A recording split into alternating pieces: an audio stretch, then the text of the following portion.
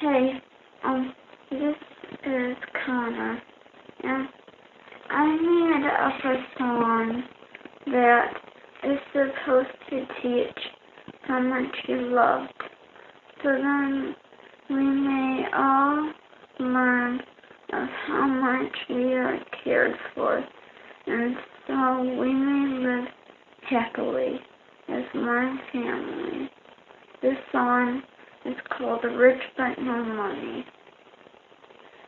My family always said I was rich but no money.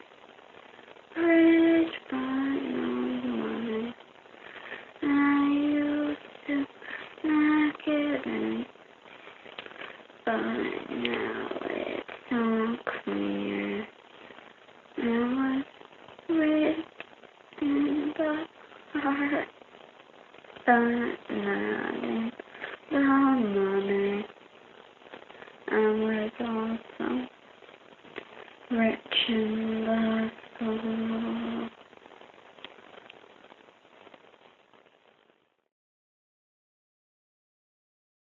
Connor James Bourke.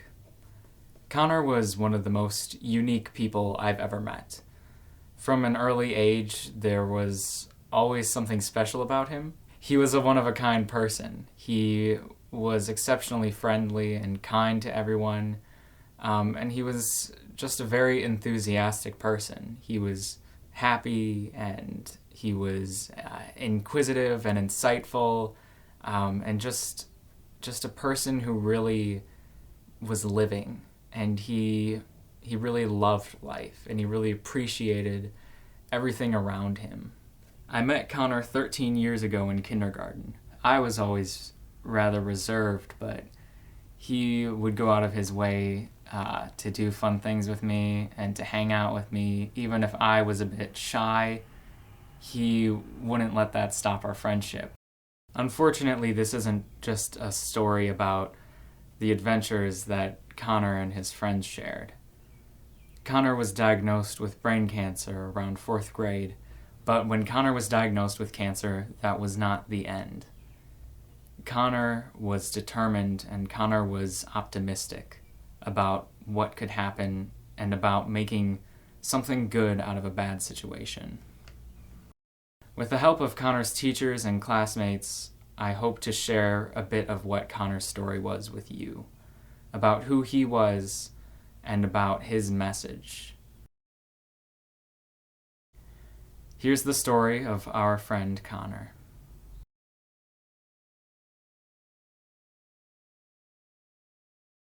St. John the Baptist School was where many of us would first meet Connor, and many of us would spend hours of the day in class and hanging out with Connor.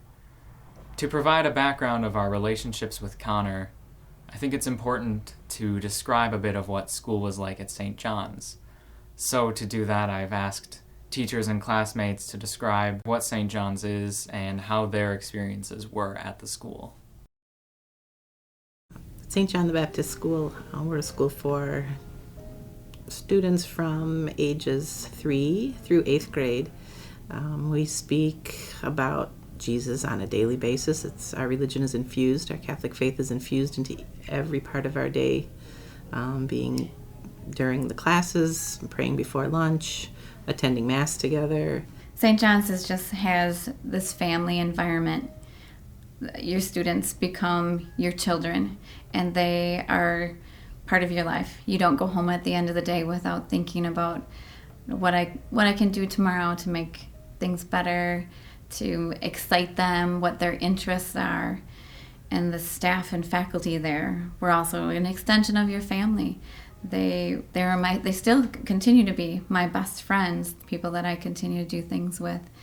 Always a supportive and welcoming environment. So much of what we do here is incorporating our gospel values, our faith values, and how kids get along, how they perceive what they're studying, how it applies to them as not only young people but Catholics.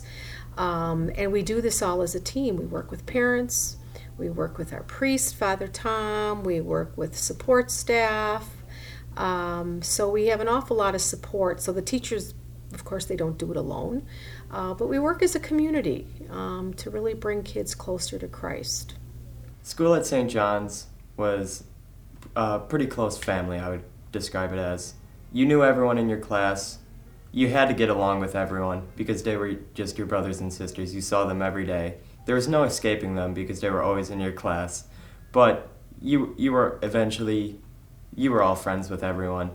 And they always made you feel like you were welcome there and you had a second home there.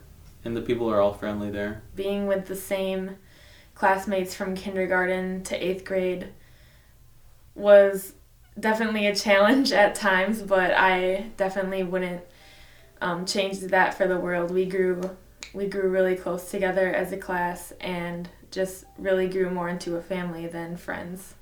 The teachers and everybody, the staff, everybody there treated you like your family away from family. They were never down on you. They always wanted to help you improve, very strong with your faith. They were just one of the nicest group of people that you could ask for to help you with school and your faith. It was very close.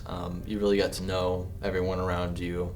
You know, you're with the same people every day for many, many years, and you are familiar with the teachers that you have from kindergarten to 8th grade, pretty much through your entire school career while you're there. I really liked that we all knew each other as a class, and we knew each other from kindergarten all the way to 8th grade, so it was a really positive experience. It was nice going to school and being together with everyone and going through everything together, so that was really nice. It felt like family because you're going through all of your school together.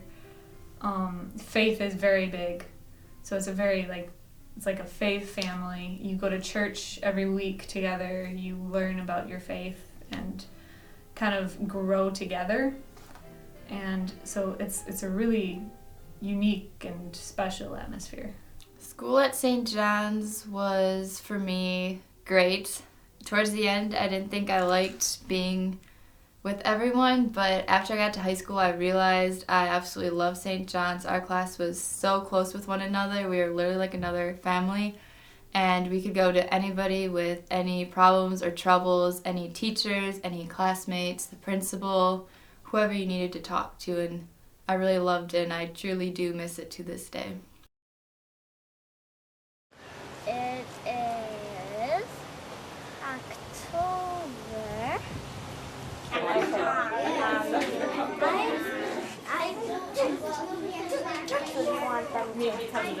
go real fast as well, and you go back and forth.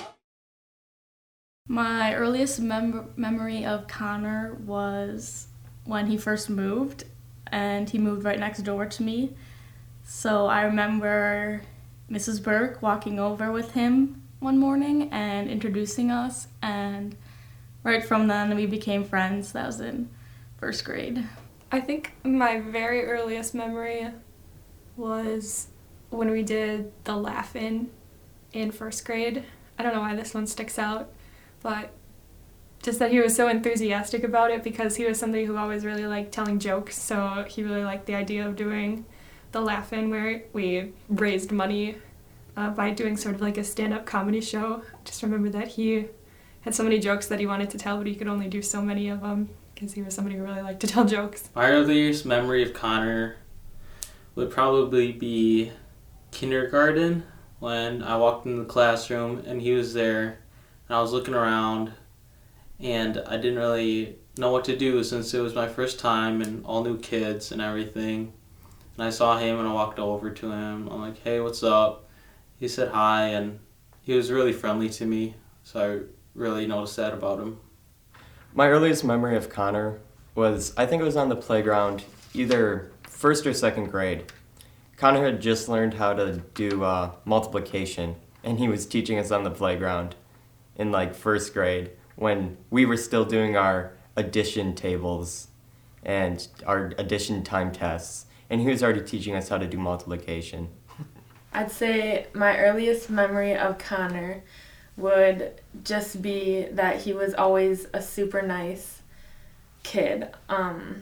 Even, starting in kindergarten was when we first started going to school together, and he was just the type of kid that he was just nice all the time, and that's something that I will always remember about him. I have the clearest memory of one of my most favorite memories in general, really, too, is probably first grade through fourth grade. We would always at recess play together.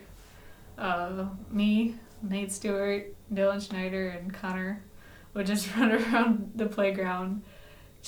Every day was a new adventure. Sometimes we'd be Star Wars. I'd never seen Star Wars, but they taught me, the Star Wars universe. Sometimes we were wolves or knights or oh man, we just had such a blast, and the world was our oyster. And he just had such an imagination, and you just had to go along and follow him with it because it was magical and also kind of crazy. We probably looked a little insane, but we didn't care because it was so fun. Connor was a selfless person. He was always more concerned, even on his worst days, when he was having seizures or needing to leave the classroom. He was always more concerned about how everyone else was doing, apologizing for taking time from the class. Please tell the class when you go back, I'm sorry that I took the time. He kind of was our example of being that stoic and fearless person, because he was not ever afraid of what was going to happen in the next moment. Connor's a very outgoing young man. He seemed to have no fear, and he seemed to be able to approach anyone of any age in a very positive fashion and never failed to share faith, his love of God, and his assurance especially that God loved me and you and anyone he met. He would always affirm that.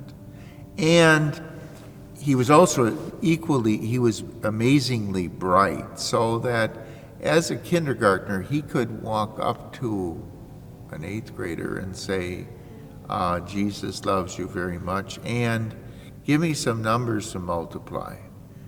And the 8th grader might say, okay, kid, I'll give you 39,762 times 29. What do you think that is? I don't know, but Connor did. He would just rattle off the answer like that, which is a great way to square the playing field with someone who's twice as tall as you are, because you've just demonstrated without any ego whatsoever that you're probably the brightest person in the room. And that has a way of putting big people in their place. And he didn't never a mean streak in him about that, just plain, that's the way life was. That's the way life is. That's the way life will always be. Connor always was in a good mood, and he could make you in a good mood as well. He thought about other people. Even at 2nd grade, he just had an ability to meet people where they were at, talk to them on wherever they were, and you just knew he had a good heart, even in 2nd grade. Connor's personality, well, he was one of a kind. For me, he was wise beyond his years. He really was. And even before he was diagnosed with cancer, there would be times when I'd be on duty outside, out back after school on Thursdays was my day to be out there. And sometimes we just strike up these conversations, and he was very young at that point. I mean, he was diagnosed when he was in 4th grade, so I think it was when he was in 2nd and 3rd grade. We got to know each other, and he was such a math brainiac that he loved math. He loved doing mental math. He was very sharp in math. And he would always, tell me that, I just learned another great trick. You want to hear my latest number trick? And I'd say, sure, because I'm a math teacher. I would love that. And his personality was such that he was very inquisitive. He loved asking questions. He wanted to get to know people. He wanted to know how things worked, why they worked. So very much a creative thinker. And he was funny. He had a great sense of humor. He really did. So he could always make people laugh. But I just remember him as being very creative, inquisitive, very respectful too. Very respectful to people's feelings. Great manners, very courteous, just an all-around really great kid. He was, well, as a kid especially, he was bouncing off the walls, just enthusiastic about life. He was always, had this huge, smile and was always running around, creative. But, even as a little kid, he was very into his faith. More so, we all went to a Catholic school, but I think he really understood it on a more fundamental level than we did. If my mom was sick or something, in first grade, I told him that my mom was sick, and he says, "Oh, I'll pray for her." And that was just most kids don't really think about that, but that was always on the forefront of his mind. Before Connor was diagnosed with cancer, Connor was probably one of the most rambunctious kids I have ever seen in my life. I remember having to sit out in the hallway with him in second grade during an inside recess because we were being too loud and rowdy. Even in my earliest memories of him before being diagnosed with cancer, I just feel like nothing really ever brought him down. He was always happy, he was always smiling, he was always trying to make other people happy, and just putting other people first. He was very full of life. He never was mad or upset. He was always happy-go-lucky. He was always wanting to make people smile. When you're in the darkest of times and you just didn't know what to do, he was just there, always willing to make you happy and smile and laugh. He was always positive. He was always caring. He always wanted to give to others. He was a very giving person, and throughout his battle, he was always trying to share his faith. And that to me is very inspiring, that despite what he was going through, he used it as a time to share about his faith and who he was and to give to other people, and that's truly who he was. This morning, we have the story of a boy with a rare form of brain cancer, a rare, precious smile, and a simple way that you can help. Last summer, 9-year-old Connor Bourke was just like most kids his age. Connor was perfectly fine. He was in swimming. He was swimming competitively. Then in August, he fainted after getting off a ride at Great America. Connor spent a week undergoing tests, including an MRI. He was misdiagnosed with brain infections, and for months, he was so sick he could barely walk or write. Finally, a brain biopsy in October led to very unexpected results. Gliomatosis cerebri. It's a very rare brain cancer, grade 3, very serious. When I first found out that Connor was diagnosed with cancer, it was my mom came in to tell me, and I just remember being really confused at such a young age. I mean, I knew the idea of what cancer was, and that it wasn't a good thing, that it was making him sick, and it was just really hard to comprehend what he was truly going through, what we were all about to truly go through. I was confused. I had never heard of anyone anywhere close to me getting cancer. It was not something I had any familiarity with. And I thought it was a bit peculiar because not many kids that you know of that age get diagnosed with cancer, and you always hear about it, but you never really see cancer face to face and the effects that it has on people. Well, I was obviously pretty shocked, and I knew that a lot of times people who have cancer don't survive, so it was very strange to think that someone who was my age was dealing with something like that and might not live much longer. So there was a lot of crying in the early days. Connor and I had been pretty close friends in about 3rd grade and 4th grade, so it was hard to deal with. I mean, you weren't like young, but you weren't like old. You're kind of at that age where you knew some stuff, you didn't know some stuff.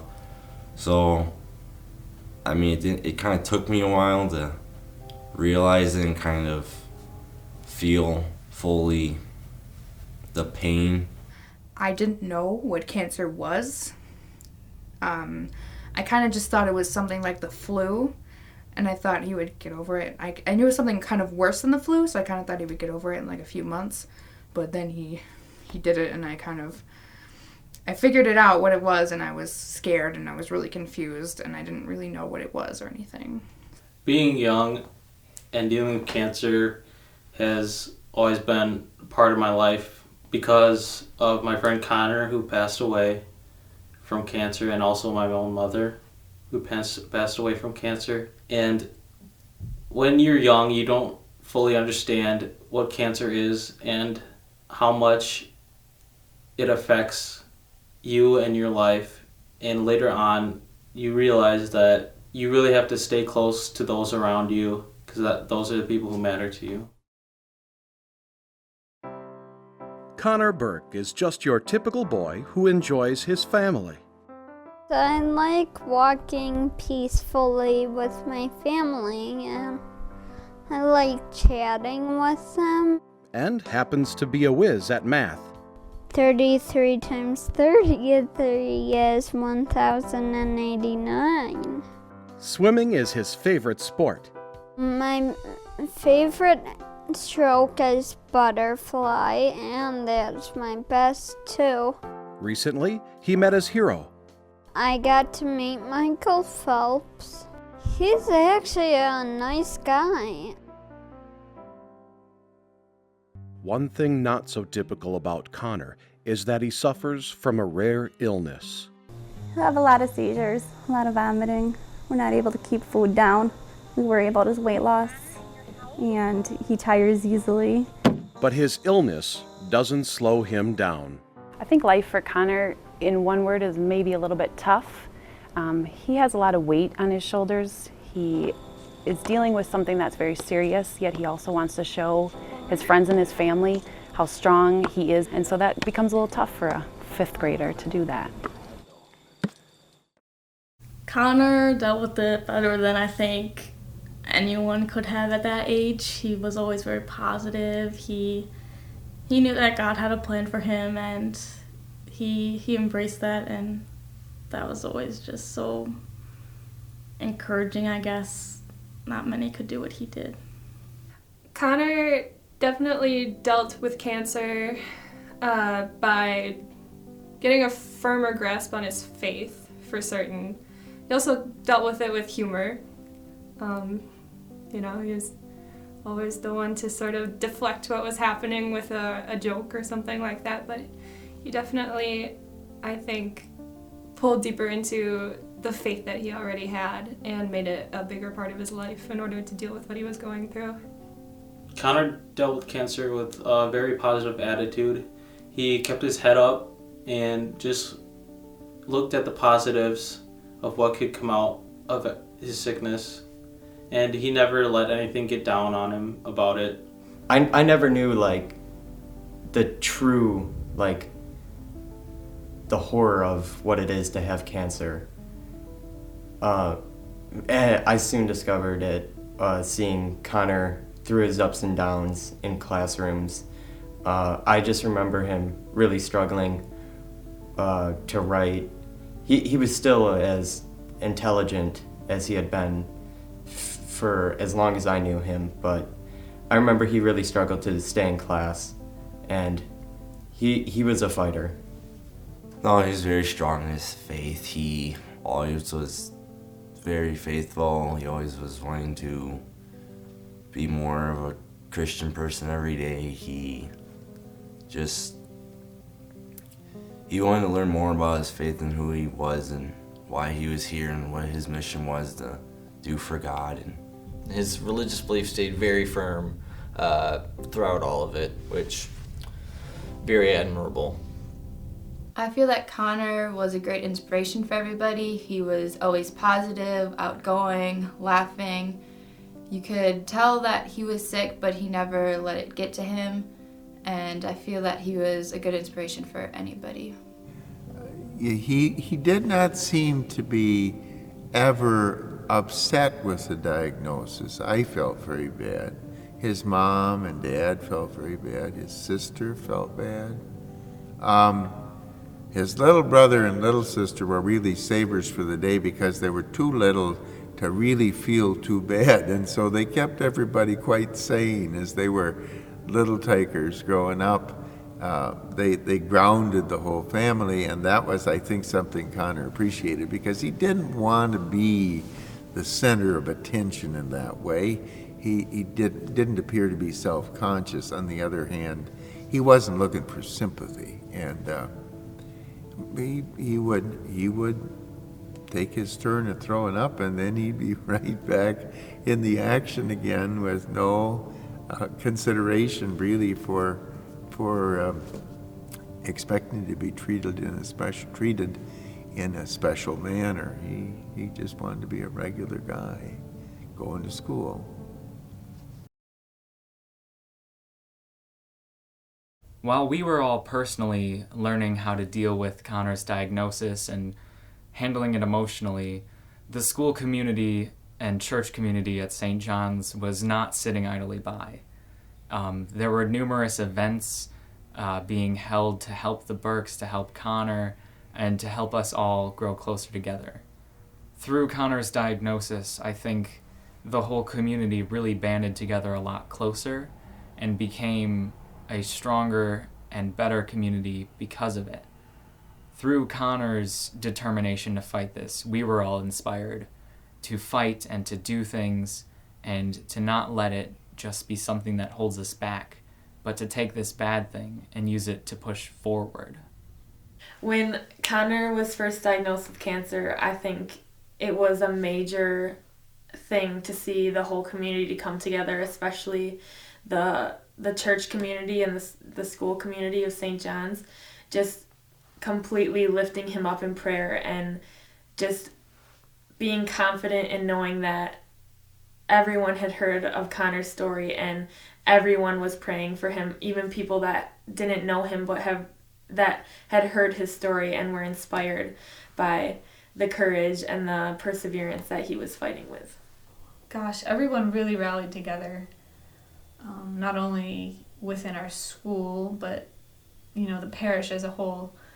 Everyone was praying for him in church on Sundays too. There was so many fundraisers, like really cool fundraisers, like the knit hats. Everyone got to wear hats like Connor. Everyone it really came together to support the Bourkes and to support each other as we all went through it together. And that was, I think, really cool, really hopeful to help everyone get through that. One way I remember the community reacted to Connor's diagnosis was we held this thing called Caps for Connor. My mom was involved and she was a big part of it, and if I remember correctly, she sent out or helped send out this question. It's like to knitters all over the world asking, this local kid in our community has brain cancer and now he's going bald, so we wanted to knit a bunch of hats for him and for everybody. Asked if anyone would be willing to send hats.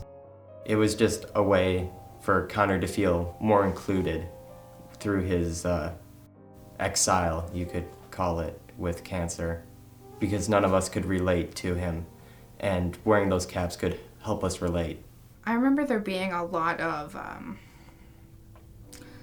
things on social media that I would see about people that I didn't even know that knew Connor's story and were very supportive and were showing so much love towards him and were supporting him through this battle of cancer that he was going through. And I found that very touching, that these strangers basically were coming together and praying and just loving him and all that stuff, so. We took the field trip up in 4th grade to Cincinnati Mounds, and we all went up there, took like 2 buses, and we had a good time up there, but we also had a very religious time up there. We prayed and we were there and we were praying for him and did a lot of things for him, so. I still remember the Connor Bourke relays. They still go on, and I still think of them every year when that happens. So I think of those, and I think of him in the water on the tubes, the guys kicking behind him, and his smile when that was happening. Today is one of the best days of my life. Thank you to Coach Rumpy and the swim team for making me feel so special and loved. Well, we can all name a handful of people in our lives who have changed us. And in my case, a young boy whose story I've had the honor of telling over the years is one of them. 2 years ago, News 3 introduced you to Connor Bourke, a Jefferson boy with an inoperable cancerous brain tumor. He was 9 then, and he even got to meet Olympic swimmer Michael Phelps. You can see in that picture, a personal hero of his.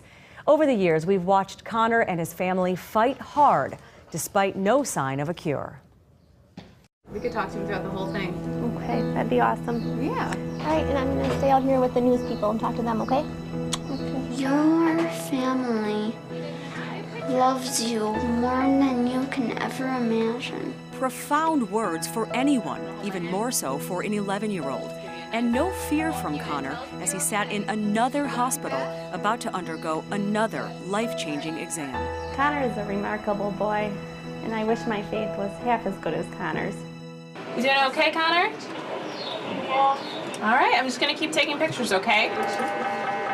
Since January, he's been part of a Phase 1 trial at Children's Memorial in Chicago, looking at the side effects of a new treatment for brain cancer. A Phase 1 trial, if you're being completely honest, we tell this to families, the goal of the trial itself is not to cure the child. Now, we have that hope. I want you just to follow my light, okay, with your eyes, but don't move your head. A hope those who love Connor Good job.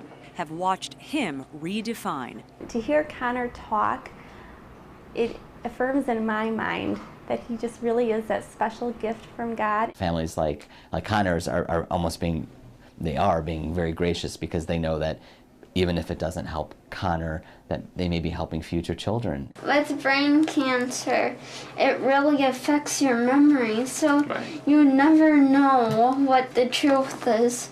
Because I never know the truth. I always just trust people that they're telling the truth. And his attitude rubs off on everyone, even the doctors. He's engaging, he has this amazing personality, and his otherwise functioning is very good. And the rest of his body is doing good, so his organs are working well. But his brain is not. The MRI at Children's Memorial found the cancer spread. His longtime doctors at UW have recommended hospice care.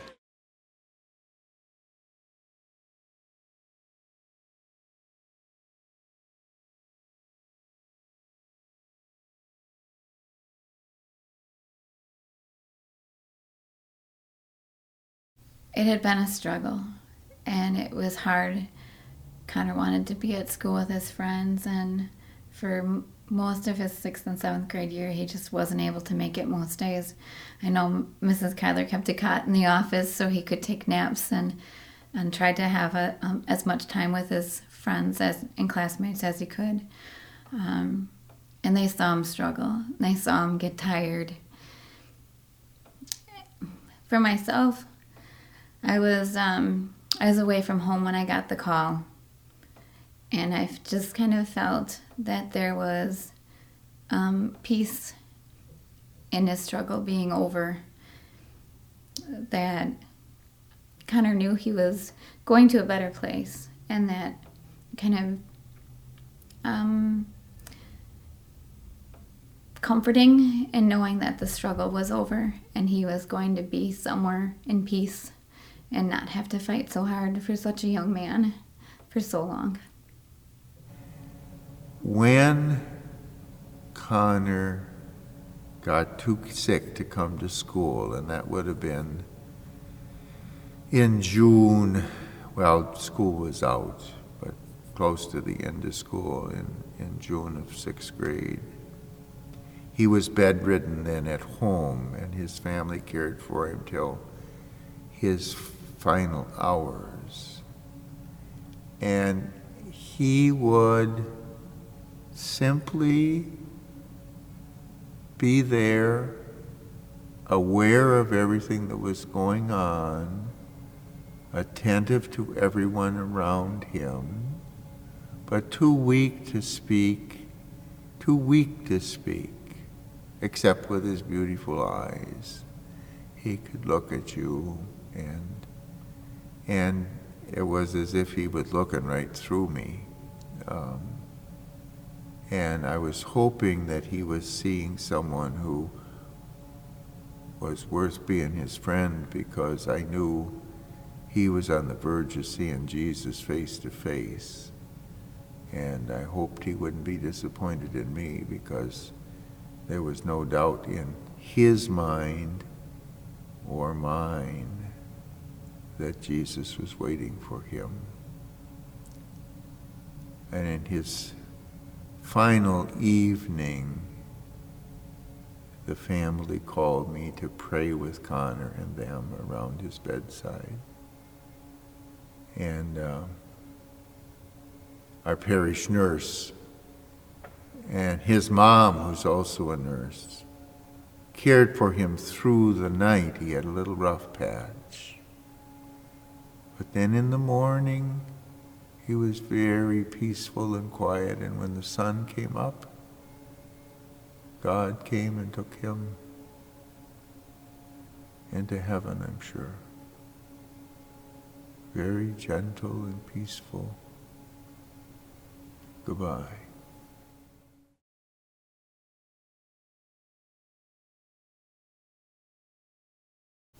I think I tried not to think about it too much. It was a lot to process. It's interesting because it was something that I think we all sort of knew was inevitable, aside from a miracle.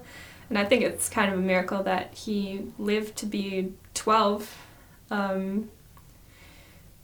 I just sort of tried not to think about it. I don't think I really cried about it until I went to his funeral, and that's when it kind of hit me that he was gone.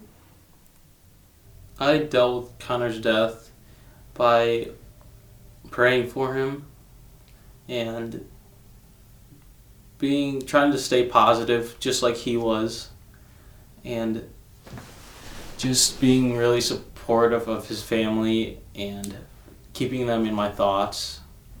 I really just focused on what was happening now. I kind of tried to just put it away, like in the back of my mind. Like, I didn't want to ignore the fact that he had been a major part of my life for most of my younger years, but I really focused into my friends at St. John's and my family. It was pretty hard to deal with Connor's death.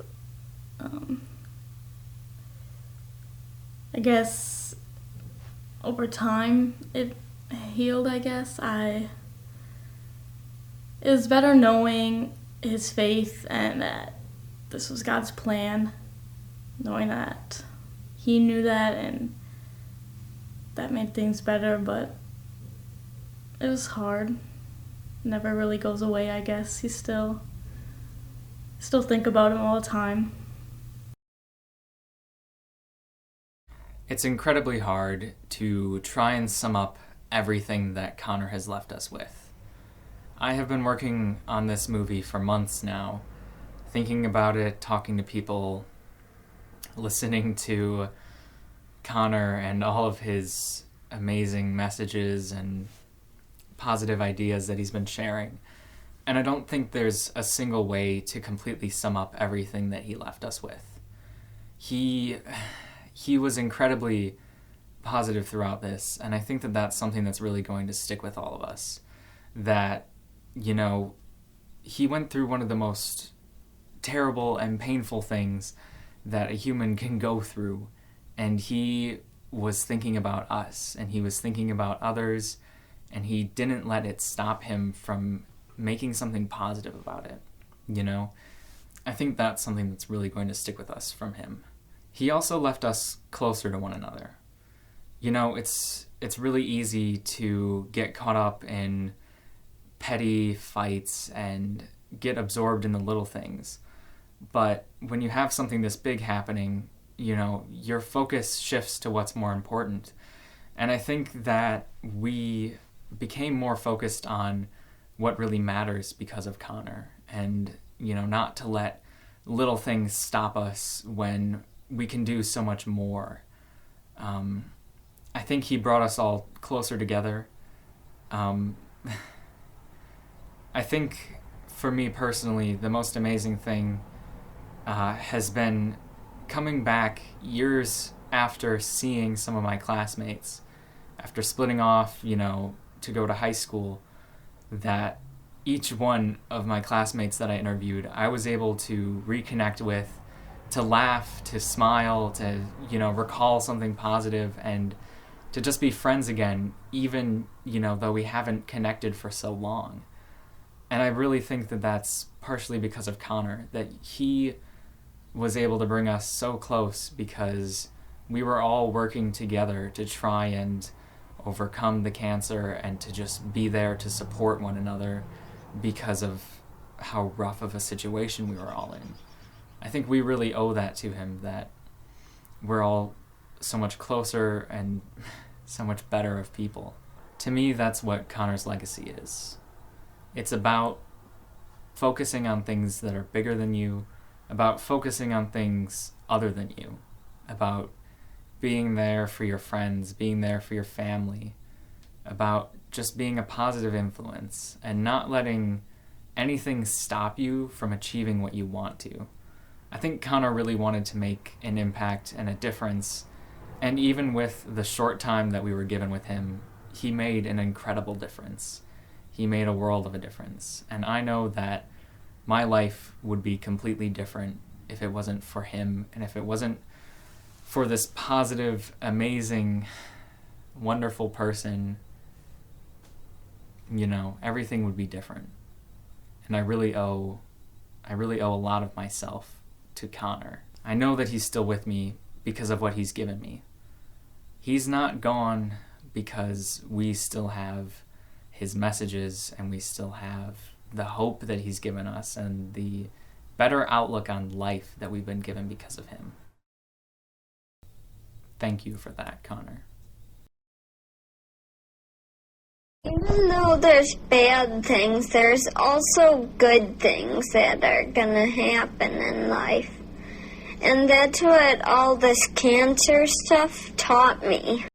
I wish you the best. Please remember to smile and laugh.